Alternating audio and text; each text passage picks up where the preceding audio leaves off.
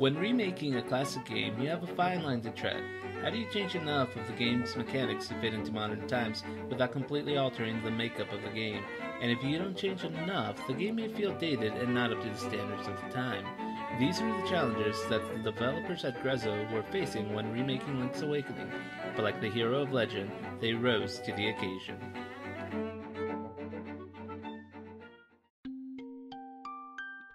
The Legend of Zelda Link's Awakening is a top-down style adventure game.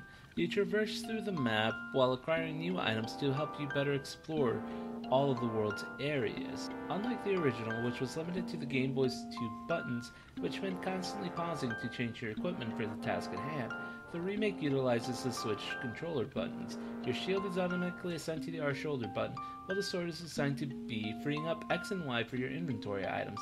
Also, any equipment that would give you power-ups such as more strength and better defense is automatically equipped to you without the need to constantly swap in and out.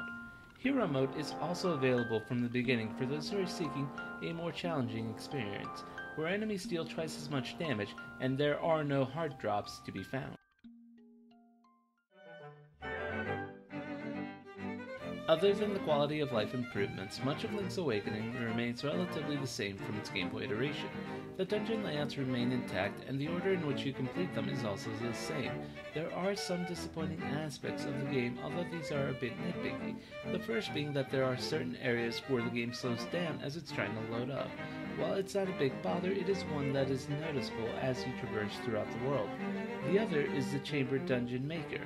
While at first it may seem like a fun idea that may copy the Mario Maker aspect of it, you quickly come to realize that it is a bit of a slog to constantly complete. Add in the fact that you are only limited by the tiles that you encounter in dungeons, and you can only share your dungeons with friends if you take an amiibo over to scan, it becomes a feature that you quickly forget about.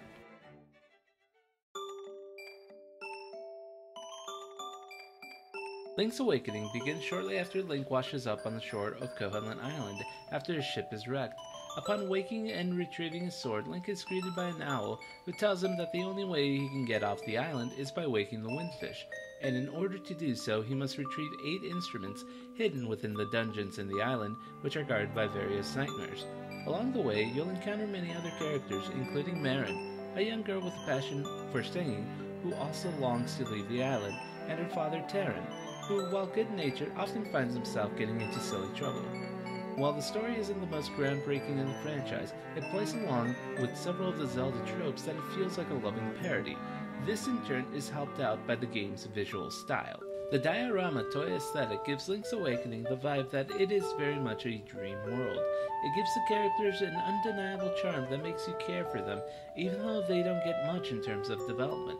The music for Link's Awakening, much like other Zelda games, is top-notch, often cited as some of the best in the series.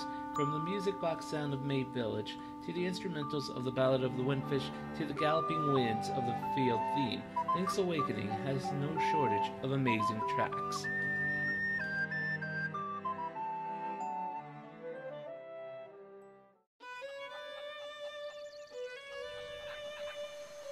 Link's Awakening is a classic example of how to properly remake a game.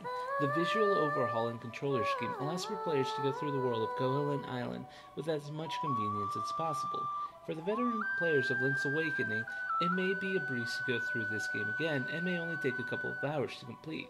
But for those who haven't experienced Link's Awakening, this is the perfect opportunity to do so, and a chance to see why so many Zelda fans consider this to be one of the best outings in the franchise's history.